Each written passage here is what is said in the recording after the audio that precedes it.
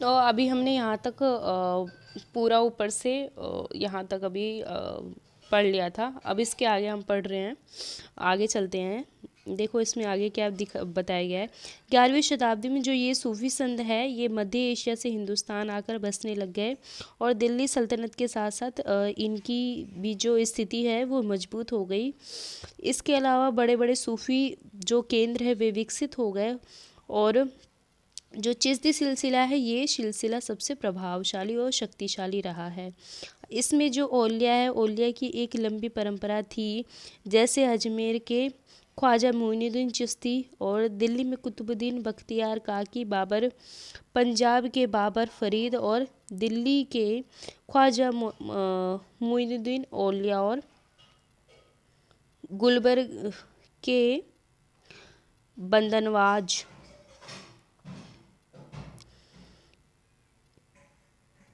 गिसुर और राज, ये सब ये क्या है, सूफी संतों के नाम हैं। धीरे धीरे ये अपने जैसे पंजाब हो गया, दिल्ली हो गया, इसके अलावा अजमेर, इन सब में सूफी संतों का प्रभाव बढ़ने लग गया। सूफी संत अपने खानकाहों में विशेष बैठकों का आयोजन करते थे। खानका वे होते हैं जहाँ पे जो सूफी संत होते हैं वे रहते हैं, और जैसे मस्जिद में मौलवी वगैरह रहते हैं, वैसे एक खानका है, यहाँ पे वे धार्मिक चर्चाएं किया करते थे और अपने धर्म को जीवित रखते थे। और खानका में वो विचार विमर्श वगैरह करते थे और वहाँ पे बैठकी होती थी, आयोजन करते थे। बैठकों का खानका में विशेष तौर पे आयोजन करते थे। यहाँ सभी प्रकार के भक्तगण अपने शाही घरानों के लोग तथा अभिजात और आम लोगों में शामिल होते थे। इस खानकाहों में आते थे नए, जैसे खानकाहों में कौन कौन आते थे, भक्तगण हो गए, जो कि इस्लाम धर्म को मानने वाले थे वे भक्तगण हो गए। इसके अलावा जो शाही परिवार से संबंधित थे वे आते थे, और अभिजात लोग थे वे आते थे, और जो आम लोग होते थे ये सब खानकाह में आते थे एक कुछ निश्चित समय के लिए, लेकिन फिर वे चले जाते थे, वे स्थायी रूप से यहाँ नहीं रहते थे। इन खानकाहों में आते थे, वे आध्यात्मिक विषयों पर चर्चा करते थे और दुनियादारी की समस्याओं को सुलझाने के लिए संतों से आशीर्वाद मांगते थे, अथवा संगीत एवं नृत्य जलसों में भी शामिल होकर चले जाते थे। तो खानकाह में नृत्य भी हुआ करते थे, संगीत भी होते थे और जलसे भी निकाले जाते थे। अक्सर लोग ये समझते थे कि सूफी औलियाओं के पास चमत्कारी शक्तियाँ होती हैं। इसमें से आम लोगों को बीमारियों और तकलीफ़ों से छुटकारा मिल सकता है। सूफी संत की दरगाह एक तीर्थ स्थल बन जाता था, जहाँ सभी ईमान धर्म के लोग हजारों संख्या में इकट्ठा होते थे। जो सूफी संत है वो क्या होता था, सूफी संतों की दरगाह धीरे धीरे पहले दरगाह बनी, फिर वहाँ पे जो लोग हैं तीर्थ यात्रा पे आने लगे, जिससे कि उसका विकास होता चला गया। फिर आगे देखिए यहाँ पे दे रखा है उत्तर भारत में धार्मिक बदलाव आए हुए हैं। 13वीं शताब्दी के बाद उत्तर भारत में भक्ति आंदोलन की एक नई लहर आई। यह एक ऐसा युग था जब इस्लाम, ब्राह्मणवादी धर्म, हिंदू सूफी मत और भक्ति है, इनके विभिन्न धाराओं ने और नामपंथियों सिद्धियों योगियों ने परस्पर एक दूसरे को प्रभावित किया। बिल्कुल अभी हमने ऊपर पढ़ा ना, जो ब्राह्मणवादी थे, इस्लाम के भी जो बाद में आगे सूफी संत उभर कर आए, इसके अलावा जो नागपंथी थे, योगी थे, जो सिद्धि थे, इन्होंने अपना प्रभाव अधिक तेजी से बढ़ाया समाज में, और लोग अपने लिए नए नए व्यवसाय और नई नई भूमिकाएं खोज रहे थे। ऐसे लोग विशेष रूप से शिल्पी और कृषक, व्यापारी और मजदूर इन नए संतों के विचारों को सुनने के लिए इकट्ठे हो जाते थे, फिर वह उनका प्रचार करते थे। ये सब क्या हुआ, ये जो व्यापारी थे, कृषक थे, मजदूर थे, ये सब खास तौर पर प्रभावित हुए अपने ये हिंदू धर्म की बात कर रहे हैं। जैसे ये जो सिद्धि थे और ये जो आम लोग थे, ये अधिक प्रभावित हो और इन विचारों को इकट्ठा होकर सुनते थे और इसका प्रचार प्रसार करते थे। उनमें से कबीर और बाबा गुरु नानक जैसे कुछ संतों में सभी आडंबरपूर्ण रूढ़िवादी धर्मों को अस्वीकार कर दिया। तुलसीदास और सूरदास जैसे कुछ अन्य संतों ने उस समय विद्यमान विश्वासों और पद्धतियों को स्वीकार करते हुए उन्हें सबकी पहुंच में लाने का प्रयत्न किया। तुलसीदास ने ईश्वर को राम के रूप में धारण किया।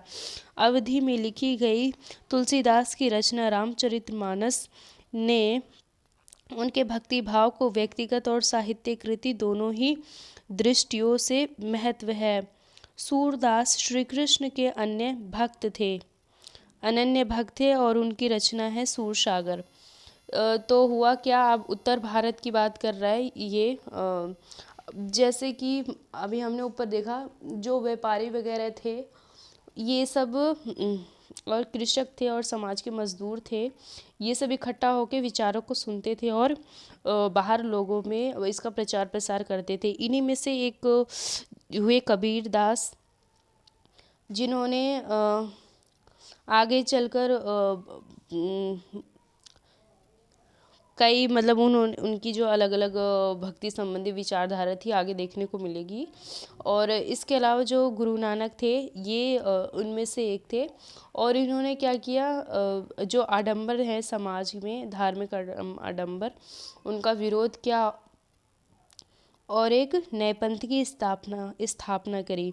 आगे चल के उत्तर प्रदेश में जो हुए तुलसीदास, उन्होंने अवधी भाषा में अपनी रामचरितमानस लिखी और उन्होंने भगवान को राम रूप में माना।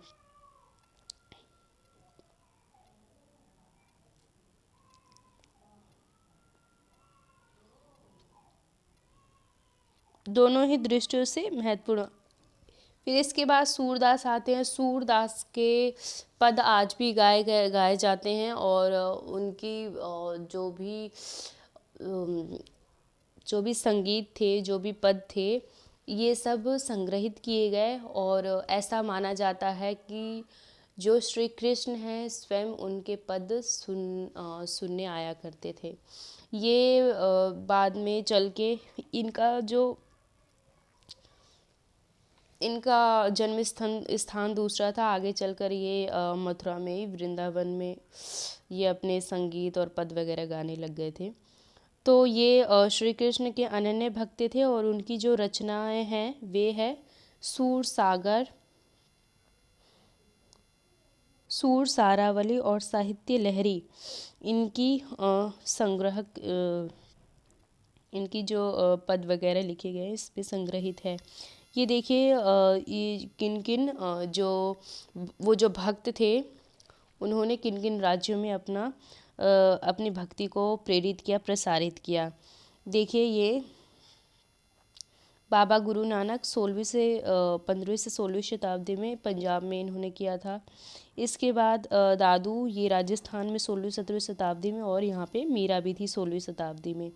और गुजरात में नरसिंह मेहता 15वीं शताब्दी में, ये बहुत अधिक प्रसिद्ध भक्त हुए, विष्णु भक्त। इसके अलावा महाराष्ट्र में एकनाथ 16वीं शताब्दी में, और महाराष्ट्र में तुकाराम, ये भी 16वीं शताब्दी में ही थे। और इसके अलावा इसी में ही नामदेव थे, वे 13वीं और 14वीं शताब्दी में थे। और वासवन्ना जो है ये है 12वीं शताब्दी में कर्नाटक में। और मध्य प्रदेश में पुरंदरदास, ये हुए 15वीं से 16वीं शताब्दी में। और ये 17वीं शताब्दी में रामदेव कहाँ हुए, आंध्र प्रदेश में।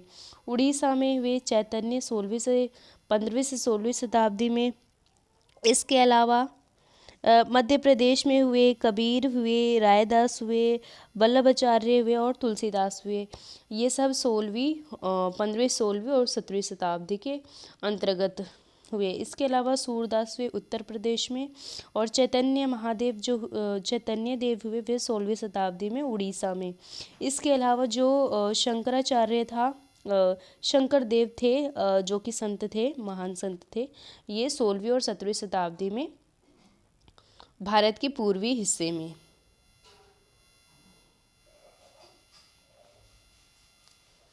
आगे देखते हैं। एवं उनकी भक्ति भाव को अभिव्यक्त करती है। असम में शंकर देव जो थे वे 15वीं शताब्दी में उन्हीं के समकालीन थे। वे विष्णु की भक्ति पर बल दिया करते थे और असमिया भाषा में कविताएं तथा नाटक लिखे। उन्होंने ही नामघर स्थापित करने की पद्धति चलाई, जो आज भी है। नामघर वो प्रार्थना स्थल जहाँ पूजा वगैरह करते हैं, ये 15वीं शताब्दी में जो शंकर देव थे ये उभर कर आए, और इन्होंने ही जो नामघर, मतलब ये एक मंदिर का स्थल, एक प्रार्थना गृह, इन्होंने ही इसकी पद्धति जारी करी थी, आरंभ में। इस परंपरा में दादू दयाल, रविदास और मीराबाई जैसे संत भी शामिल थे। मीराबाई एक राजदूत राजकुमारी थी जिनका विवाह 16वीं शताब्दी में मेवाड़ के एक राजसी घर में हुआ था। मीराबाई रविदास जैसे अस्पृश्य जाति के माने जाते थे, वे अनुयायी बन गई। ये जो श्री कृष्ण के प्रति समर्पित थी और उन्होंने अपने गहरे भक्ति भाव को कई भजनों में अभिव्यक्त किया। ये जो कई संतों के नाम दिए हैं, जैसे कि दादू दयाल, रविदास और मीराबाई उसमें से एक विशेष तौर से जानी जाने वाली, आज भी आधुनिक काल में इनका विशेष नाम है। एक ये महिला भक्त थी, और इन जो रविदास थे इनके गुरु थे, अस्पृश्य थे।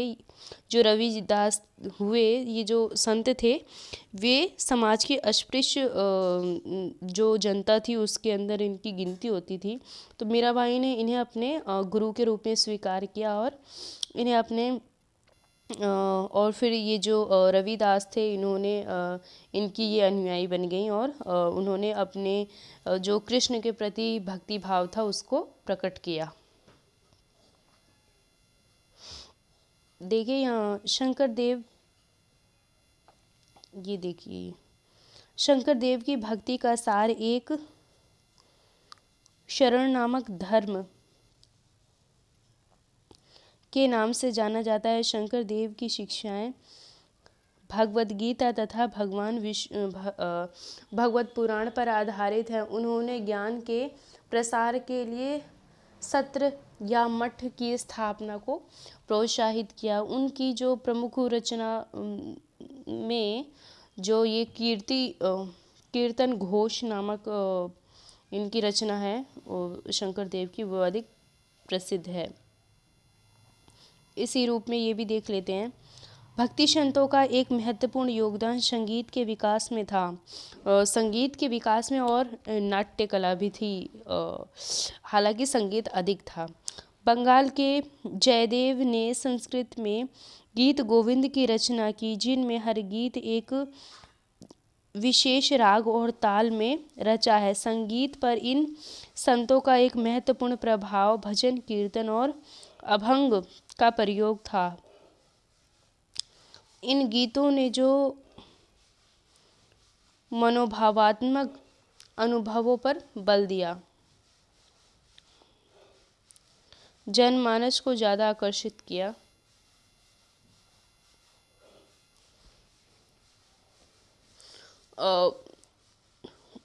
ये मीराबाई के गीतों की बात कर रहा है। उनके गीत जो थे वे उच्च जातियों के रीति रिवाज नियमों को खुलकर चुनौती दी, तथा ये गीत राजस्थान और गुजरात में जनसाधारण को बहुत लोकप्रिय हुए। मीराबाई के गीत जो थे इन संतों में से अधिकांश का विशिष्ट अभिलक्ष्य यह है कि उनकी कृतियाँ क्षेत्रीय भाषाओं में रची थी। अब क्षेत्र भाषाओं में रची जाएगी तो उसे सामान्य जनता अधिक सुनेगी और अधिक उसे साधारण रूप से समझ सकती है।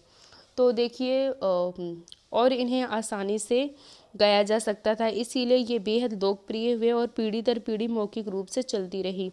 यह इन गीतों के प्रसारण में सर्वाधिक निर्धन, सर्वाधिक चिंतन समुदाय और वंचित जो समुदाय था और महिलाओं की भूमिका रही। प्रसारण की इस प्रक्रिया में ये सभी लोग अक्सर अपनी अनुभव भी जोड़ देते थे।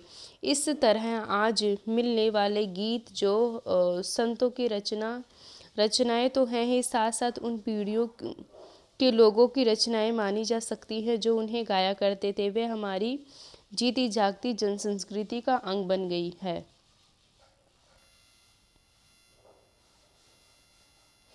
कबीर, जो कबीर थे कबीरदास, अब देखिए उनके बारे में क्या है। कबीरदास नज़दीक से एक नज़र।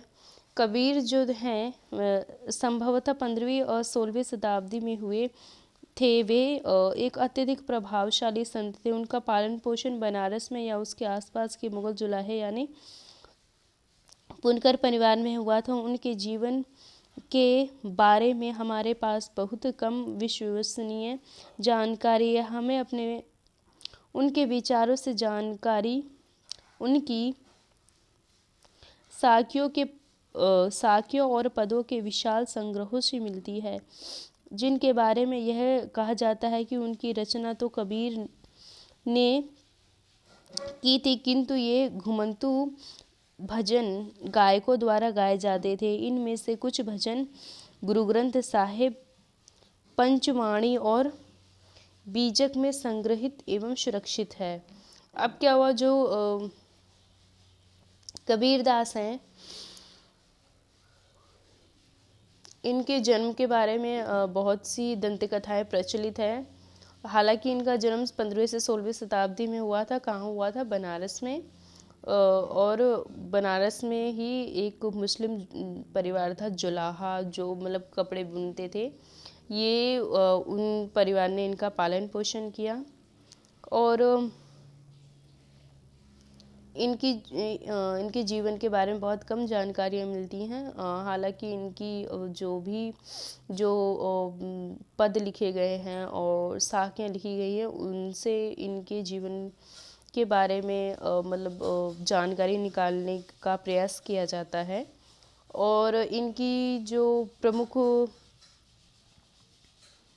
ग्रंथ है, इनके जो पद वगैरह हैं वे गुरु ग्रंथ साहिब में उल्लिखित है। जो भी भजन और जो भी ये पद वगैरह गाते थे वे। इसके अलावा पंचवाणी और जो बीजक है,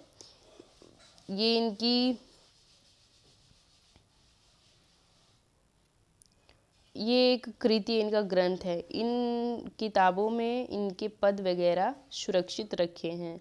बीजक, जिसे कबीर बीजक भी कहा जाता है या सिर्फ बीजक भी कह सकते हैं, और पंचवाणी, ये सब इनकी कविता का जो पुस्तक है उनका नाम है, उसमें संग्रहित है। ये देखिए कबीरदास सूत कात रहे हैं।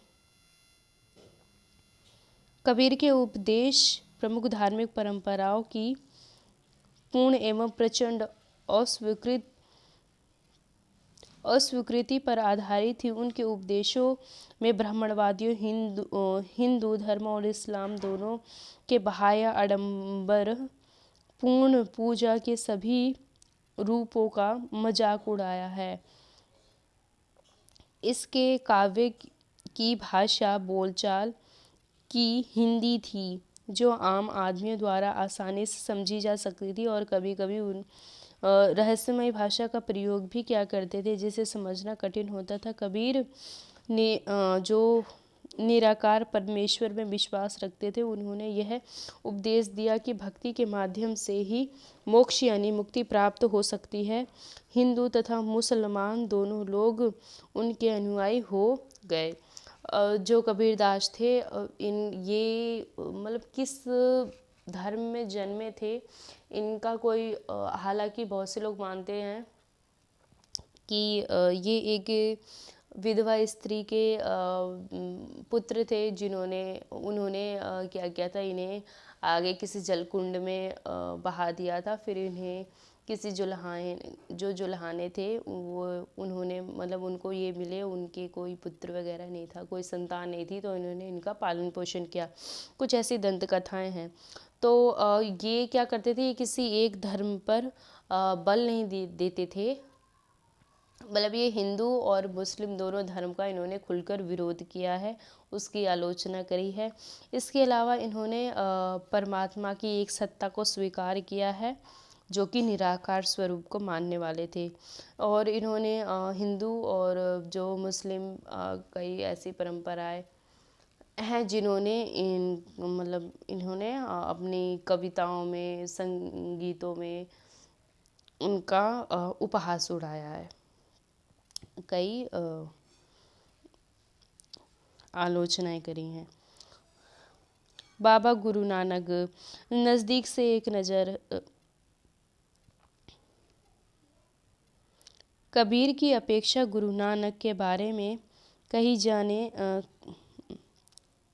हम कहीं अधिक जानते हैं। बिल्कुल कबीरदास के बारे में कम जानते हैं। अब देखिए गुरु नानक के बारे में, हालांकि शुरू में ये भी एक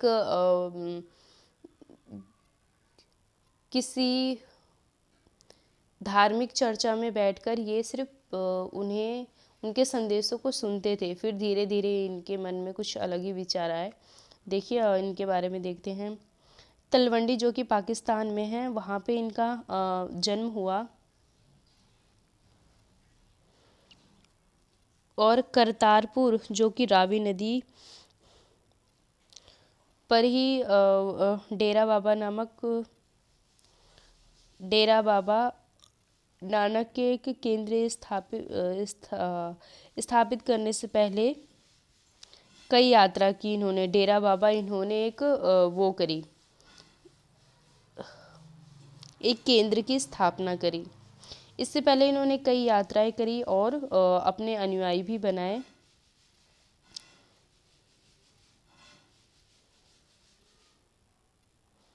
और इन्होंने क्या की, करतारपुर में जो अनुयायियों के लिए करतारपुर में एक उपासना की पद्धति अपनाई।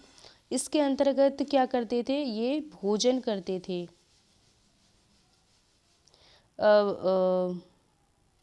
इसके अंतर्गत उन्होंने शब्दों, भजनों को गाया करते थे। इसके अलावा ये पहले तो संगीत वगैरह किया करते थे। आगे चलकर इन्होंने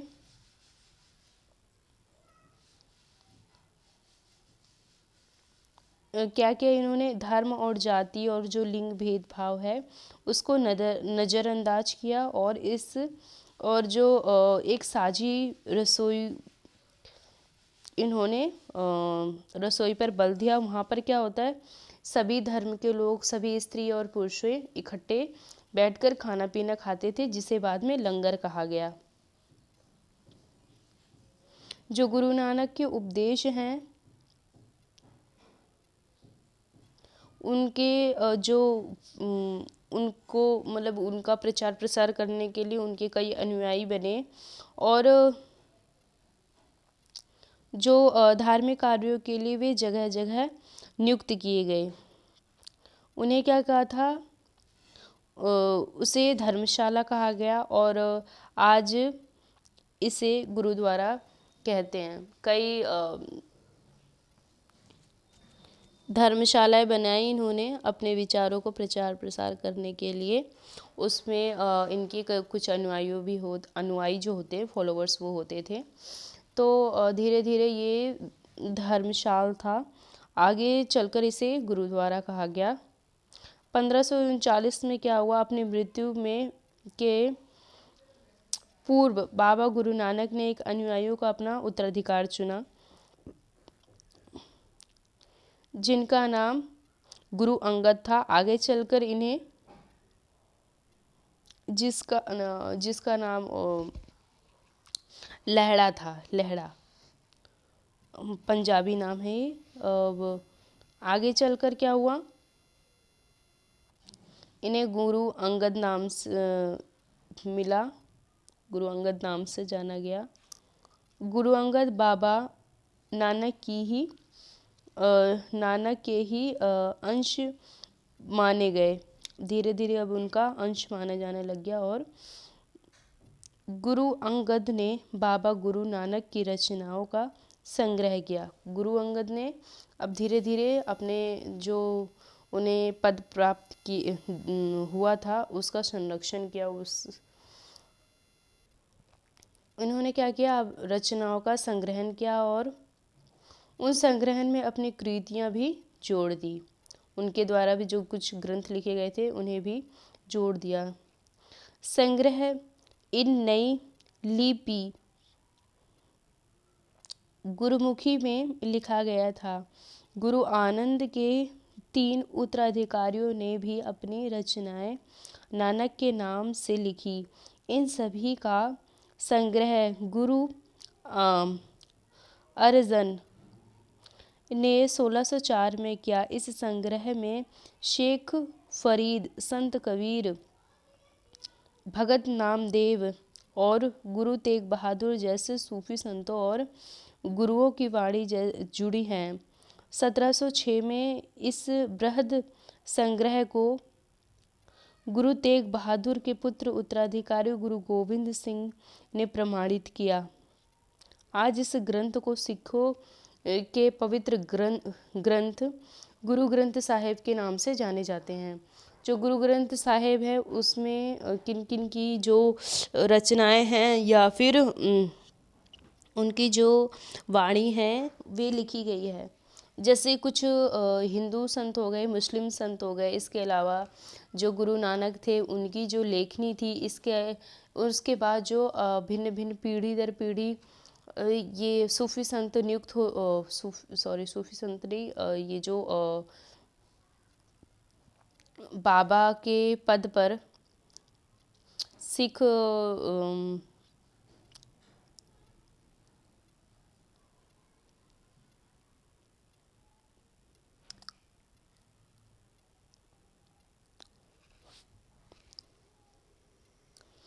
हाँ तो क्या कह रही थी मैं, ये जो गुरु ग्रंथ साहिब है इनकी जो अनुयायी चलते आ रहे थे उनकी लेखनी उसमें संग्रहित है। इसके अलावा जो गुरु नानक हो गए, संत कबीर हो गए और नामदेव हो गए, तेग बहादुर, ये सूफ़ी संत हैं, ये मुस्लिम सूफ़ी संत हैं।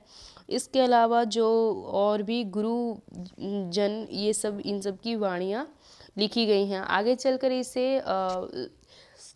इस जो ग्रंथ को गुरु ग्रंथ साहिब के नाम से इसे जाना जाने लगा। हालांकि प्रारंभ में इसको इस नाम से नहीं जाना जाता था। 16वीं शताब्दी में बाबा गुरु नानक के उत्तराधिकारी के नेतृत्व में उनके अनुयायियों की संख्या का विस्तार हुआ। ये अनुयायी कई जातियों के थे, परंतु इनमें व्यापारिक, कृषक और शिल्पकार ज़्यादा थे। इसकी वजह यह होती थी कि बाबा गुरु नानक इस बात पर बल दिया करते थे कि उनके अनुयायी जो है गृहस्थ हो और उपयोगी तथा उत्पादक पेशों से जुड़े हों। अनुयायियों से यह आशा की जाती थी कि वे एक नए समुदाय के सामान्य कोष में योगदान दें। शुरू में क्या हुआ, गुरु नानक के जो उत्तराधिकारी थे उनका धीरे धीरे जो अनुयायी थे, उत्तराधिकारी के अलावा जो अनुयायी थे, जो फॉलोवर्स थे, उनका विस्तार हुआ और उनसे ये ऐसी अपेक्षा रखते थे समाज से कि उसमें कृषक और शिल्पकार और जो व्यापारी है ये सब अधिक जुड़े, जो कि उसमें गृहस्थ के अलावा ये सब जुड़ते रहें और अपना एक कोष योगदान में दे, मतलब एक विशेष प्रकार का धन उसमें उसकी सहायता के लिए दे। 17वीं शताब्दी के प्रारंभ में केंद्रीय गुरुद्वारा हरमंदिर साहिब के आसपास रामदासपुर शहर विकसित होने लगा।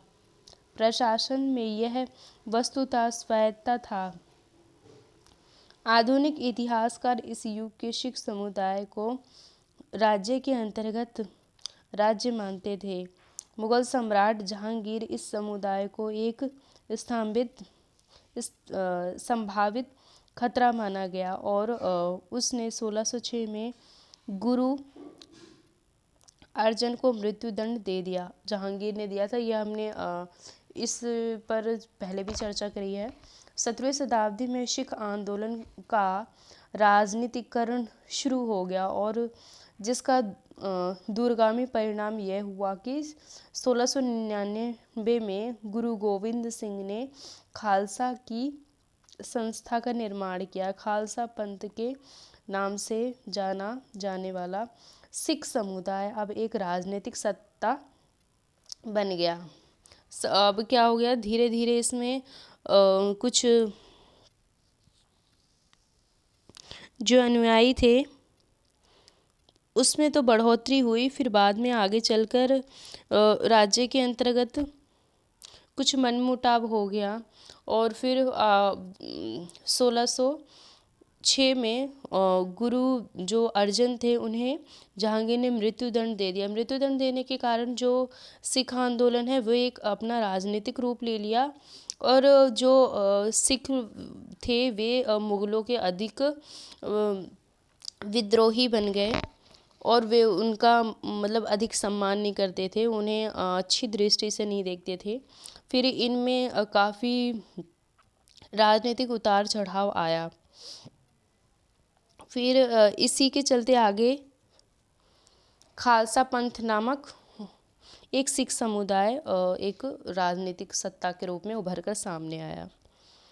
16वीं और 17वीं शताब्दी के बदलती ऐतिहासिक परिस्थितियों ने सिख आंदोलन के विकास को प्रभावित किया। शुरू से ही बाबा गुरु नानक के विचारों का सिख आंदोलन पर गहरा प्रभाव पड़ा। उन्होंने एक ईश्वर की उपासना के महत्व पर जोर दिया। उन्होंने आग्रह किया कि जाति, धर्म और लिंग भेद मुक्ति प्राप्ति के लिए कोई मायने नहीं रखता। ये सिख जो बाबा गुरु नानक थे उनका ये विचार था कि जो समाज में लिंग भेदभाव है और जाति है, ये सब जो हैं परमात्मा की प्राप्ति के लिए या मुक्ति प्राप्ति के लिए कोई मायने नहीं रखता। हालांकि 16वीं 17वीं शताब्दी में जो सिख आंदोलन जो थे ये बहुत अधिक प्रभावित हुए थे। उसके लिए किसी निष्क्रिय आनंद की स्थिति नहीं थी, बल्कि सक्रिय जीवन व्यतीत करने के साथ साथ सामाजिक प्रतिबद्धता की निरंतर कोशिकाओं में ही निहित थी। अपने उपदेशों के सार को व्यक्त करने के लिए उन्होंने 3 शब्दों का प्रयोग किया: नाम, दाप और स्नान। नाम से तात्पर्य सही उपासना से था, दान का तात्पर्य दूसरों का भला करना और स्नान का तात्पर्य आचार विचार की पवित्रता। आज इस उपदेशों को नाम, जाप, कीर्तन करना और वंड छकना के रूप में याद किया जाता है। ये अवधारणाएं भी उचित विश्वास और उपासना, ईमानदारी पूर्ण निर्वाह और साधनों को मिल बांटकर प्रयोग करना, यानी कि दूसरों की मदद के महत्व को रेखांकित करता है। इस तरह बाबा गुरु नानक के समानता के विचारों के सामाजिक राजनीतिक मायने थे। शायद इसी बात से हम बाबा गुरु नानक और उनके अनुयायियों के इतिहास और कबीर, रविदास, दादू जैसे संतों और उनके अनुयायियों के इतिहास में फ़र्क को समझने में मदद मिलती है। क्या हुआ जब गुरु नानक ने अब एक अलग धर्म की स्थापना कर दी थी। हालांकि प्रारंभ में इनका कोई उद्देश्य नहीं था अलग धर्म की स्थापना करना। उन्होंने अपने विचार कुछ विशेष रूप से रखे थे, लेकिन धीरे धीरे धीरे चलकर वो उनमें अनुयायी हो गए, फिर उत्तराधिकारी नियुक्त किए जाने लग गए। इस प्रकार एक धार्मिक रूप में जो सिख धर्म है वह निकल कर आया। आगे चलकर इनकी जो मुग़ल साम्राज्य के जो राजा थे उनसे राजनीतिक सत्ता के रूप में इनकी मतलब कई जो संबंध थे वे बहुत तीखे हो गए थे। और जो गुरु नानक थे वे उनका जो उद्देश्य था वे था नाम, दान और स्नान। और नाम अर्थात एक ऐसी मतलब सही रूप से उपासना करना, जैसे नाम जप करना, देवी देवताओं का नाम लेना, दान करना और दान करने में जैसे कि लोगों की सहायता करना, और स्नान मतलब कि पवित्र विचार ये सब बनाए रखना। इनका अलग अलग अपने स्थान पर इनका अलग अलग महत्व था एक उपासना का, और मिल बांट कर जैसे रहना, इन सब का अपना एक अलग महत्व हुआ। और कुछ विशेष प्रकार से ये अनेक धर्मों से भिन्न था। तो ये चैप्टर यहीं समाप्त होता है। चलिए थोड़ा सा ये देख लेते हैं।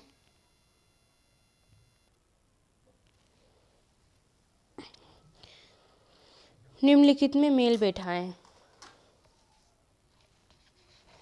बुद्ध,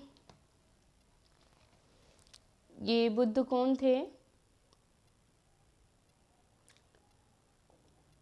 बुद्ध थे सामाजिक अंतरों पर बुद्ध जो थे गौतम बुद्ध, महात्मा बुद्ध, उन्हीं की बात करिए। इन्होंने क्या था, जो समाज में अंतर चल रहे थे, जैसे सामाजिक और हिंदू धर्म में जैसे जो चौथा वर्ण था वे सब असंतुष्ट लोग थे, और जो विभिन्न प्रकार के पिछड़े लोग थे इन सब के लिए उन्होंने समाज के अंदर कदम उठाए और कई सवाल उठाए। शंकर देव ने क्या क्या था, नाम घर स्थापित किया था, इसकी पद्धति चलाई जो आज जिसे हम पूजा स्थल कहते हैं। निजामुद्दीन औलिया ये कौन है? ये एक सूफी संत हैं। नैनार कौन है? जो शिव की पूजा करने वाले थे वे थे नैनार। और जो अलवार हैं वे विष्णु की पूजा किया करते थे। रिक्त स्थान, शंकर डैश के समर्थक थे। जो शंकर, जिन्हें आगे चलकर शंकराचार्य कहा गया, वे अद्वैत के समर्थक थे।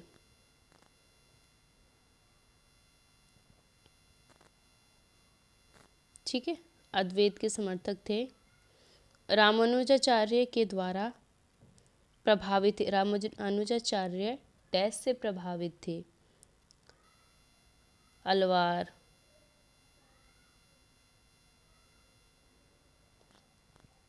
डैश और डैश वीर शैव मत के समर्थक थे। वासवन्ना,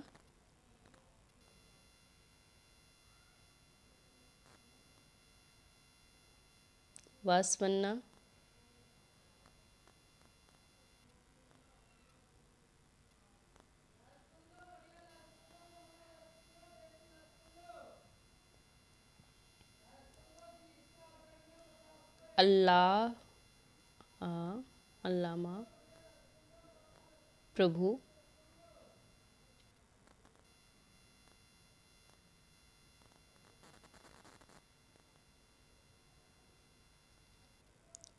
और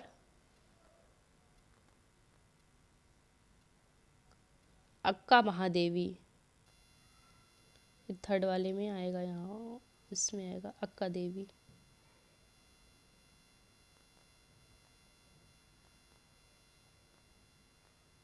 कुमार।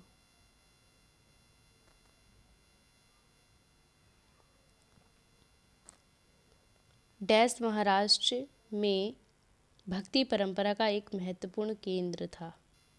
पंढरपुर। महाराष्ट्र में भक्ति का एक महत्वपूर्ण केंद्र था। आगे के क्वेश्चन आंसर आप खुद करेंगे। तो आज के लिए बस इतना ही, मिलते हैं अपनी अगली क्लास में। तब तक के लिए बाय बाय। लेकिन इस वीडियो को शेयर ज़रूर करें, सब्सक्राइब ज़रूर करें। चलिए ठीक है, अब आज के लिए इतना ही, मिलेंगे अपनी अगली क्लास में। तब तक के लिए बाय बाय।